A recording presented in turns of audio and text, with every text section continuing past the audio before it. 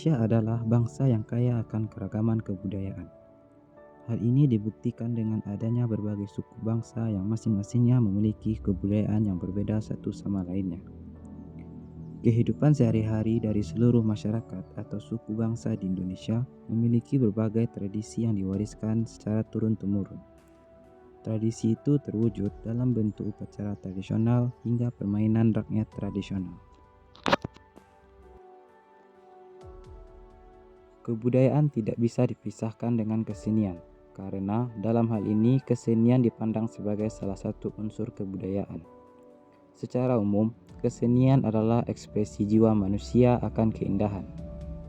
Menurut Ki Hajar Dewantara, bahwa kesenian itu merupakan perbuatan manusia yang muncul dari dalam perasaannya dan memiliki sifat yang indah.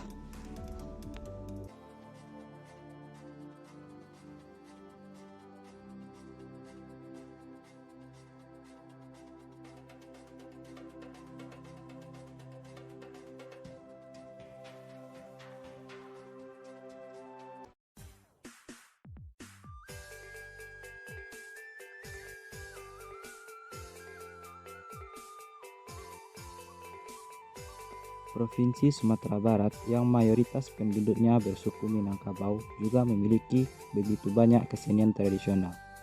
Misalnya saluang, rabab, randai, pacu jawi, dan lain sebagainya. Namun kelestariannya tidak jauh berbeda dengan daerah lain di Indonesia. Hal ini disebabkan karena tidak adanya regenerasi, jarang dipertunjukkan, dan juga pelaku-pelakunya sebagian sudah tua dan meninggal. Di Provinsi Sumatera Barat terdapat berbagai macam kesenian tradisional, salah satunya kesenian tradisional berupa permainan anak nagari, seperti pacu kuda atau pacu kudo, pacu iti atau pacu itiak, dan adu kerbau atau adu kabau. Berikut penjelasannya. Yang pertama yaitu pacu kudo. Pacu kudo di Minangkabau adalah sebuah tradisi yang sudah ada sebelum pemerintahan kolonial. Tradisi ini menjadi suatu ajang untuk menunjukkan kekuasaan, kekayaan, serta kedudukan oleh para elit di Minangkabau. Permainan pacu kudo atau pacu kuda merupakan salah satu jenis permainan anak nagari. Setiap event pacu kudo digelar di Padang, Bukit Tinggi, Payakumbuh, Pariaman, Solo, Sawalunto, dan Padang Panjang. Di samping itu, sejak dahulu pacu kudo bagi masyarakat Minangkabau menjadi tempat berkumpulnya segala unsur masyarakat, mulai dari para elit, pedagang, hingga rakyat jelata. Sehingga dikatakan bahwa masyarakat Minangkabau dan pacu kudo seolah tak dapat dipisahkan. Event pacu kudo juga sering dimanfaatkan sebagai ajang rekreasi keluarga, hiburan masyarakat, dan berdagang. Bagi pemilik kudo atau pemilik kuda, event pacu kudo dijadikan sebagai ajang pertaruhan, gengsi, dan kebanggaan. Arena tempat pacu kudo di Sumatera Barat disebut dengan galanggang. Panjang galanggang pacu kudo di Sumatera Barat pada umumnya adalah 800 meter, diukur dari bagian dalam lintasan. Letak garis finish tetap berada pada bagian tengah gelanggang, sedangkan garis start bisa dirubah-rubah sesuai dengan jarak yang ditempuh. Selain itu, pacu kudo juga memiliki nilai-nilai budaya masyarakat Minangkabau, diantaranya nilai hiburan, nilai sportivitas, nilai ketradisionalan, nilai kompetisi, nilai ekonomi, nilai pendidikan, dan nilai persatuan dan kesatuan. Yang kedua yaitu pacu iti atau pacu itiak. Pacu iti adalah tradisi lomba iti terbang di Payakumbuh. Tradisi pacu iti salah satu tradisi yang digemari oleh masyarakat di kota Payakumbuh. Pacu iti merupakan tradisi atau permainan anak nagari, khususnya di daerah Payakumbuh, di mana orang-orang luar atau luar Sumatera Barat belum begitu mengenalnya. Dikarenakan orang-orang hanya tahu iti digunakan untuk beternak dan diperjualbelikan untuk dikonsumsi. Dalam tradisi pacu iti terdapat beberapa syarat yang harus dipenuhi, di mana iti yang akan ikut serta dalam tradisi pacu iti ini diberikan sebuah jenis tumbuhan yang bernama padi kering. Dan padi kering ini berfungsi sebagai menstabilkan berat badan iti.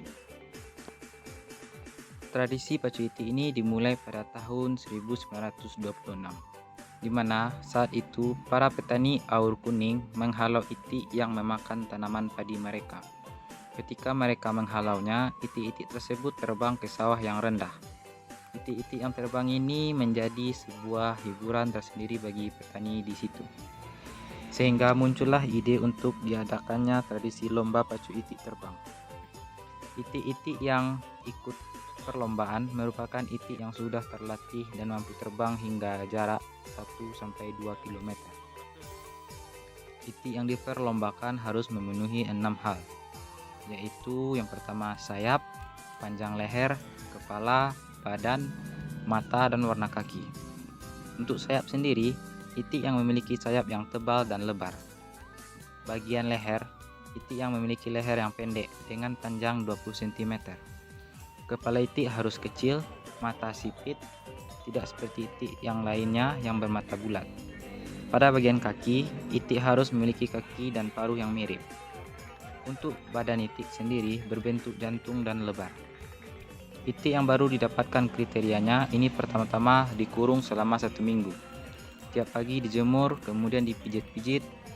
Setelah 1 minggu, itik dibawa ke lapangan dan dilatih dalam jarak dekat hingga jarak jauh.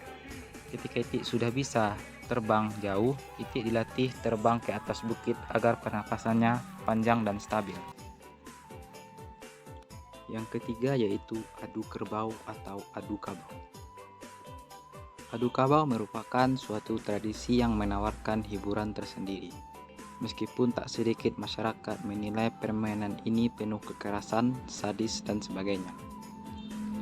Dalam bahasa Minang, kerbau berarti kabau. Adu kabau atau adu kerbau merupakan permainan anak nagari yang hanya bisa ditemukan di beberapa nagari di Kecamatan 10 Koto, Kabupaten Tanah Datar. Permainan adu kabau hanya dilakukan oleh orang dewasa, biasanya oleh peternak kerbau. Adu kerbau hanya bisa dimainkan di lapangan yang luas, seukuran lapangan bola.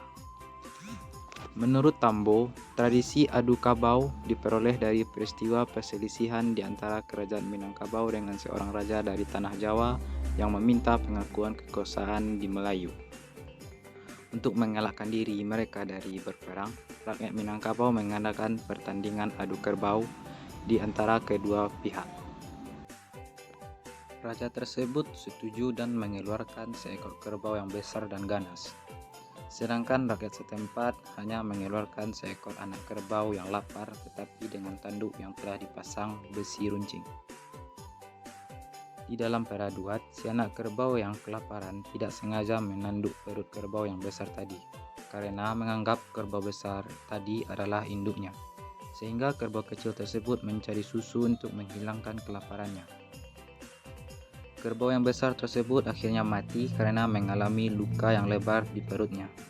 Dari sinilah tradisi adu kabau tersebut muncul dan menyebar ke seluruh daerah yang ada di Sumatera Barat. Tradisi adu kabau ini sudah mulai jarang dipertunjukkan sejak tahun 1997. Informasi ini dipaparkan langsung oleh salah satu janang atau wasit dalam pertandingan adu kabau dari Nagari Batu Pelano. Di kawasan Sumatera Barat dapat kita lihat pada zaman sekarang ini tradisi adu kabau sudah mulai ditinggalkan dan generasi muda mulai tidak tahu mengenai tradisi tersebut. Akan tetapi masih dipertahankan di salah satu nagari Minangkabau yaitu Nagari Batu Pelano, dan melakukan adu kabau menjadi sebuah tradisi adat dalam alik nagari atau pesta nagari dan pengangkatan penghulu. Adu kabau adalah warisan budaya yang patut dilestarikan. Kerbau yang akan diadu haruslah kerbau yang telah lulus seleksi atau persiapan secara fisik. Meski kerbau yang akan diadu pada dasarnya adalah kerbau yang digunakan untuk mengolah sawah, tapi akan mendapat perlakuan khusus dari pemiliknya menjelang diadu. Biasanya kerbau yang diadu adalah kerbau jantan. Kerbau betina sangat jarang diikut sertakan dalam pertandingan ini. Adu kabau tidak memperhatikan kelas atau berat badan kerbau. Semua kerbau akan diadu ketika pemilik telah mendaftarkan kerbaunya. Pemilik kerbau yang telah mendaftarkan akan membawa kerbaunya ke tengah gelanggang untuk menghadapi kerbau yang telah ditentukan.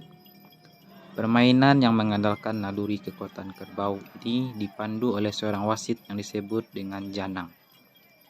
Pemilik kerbau diberi kesempatan untuk mendekati kerbaunya guna maksud memberikan semangat untuk bertarung kepada kerbaunya.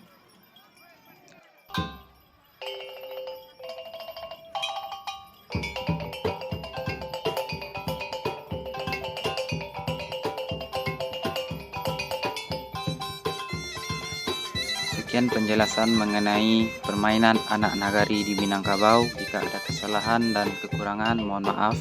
Saya Heru Jakawarsa. Wabillahi taufiq wal hidayah. Wassalamualaikum warahmatullahi wabarakatuh.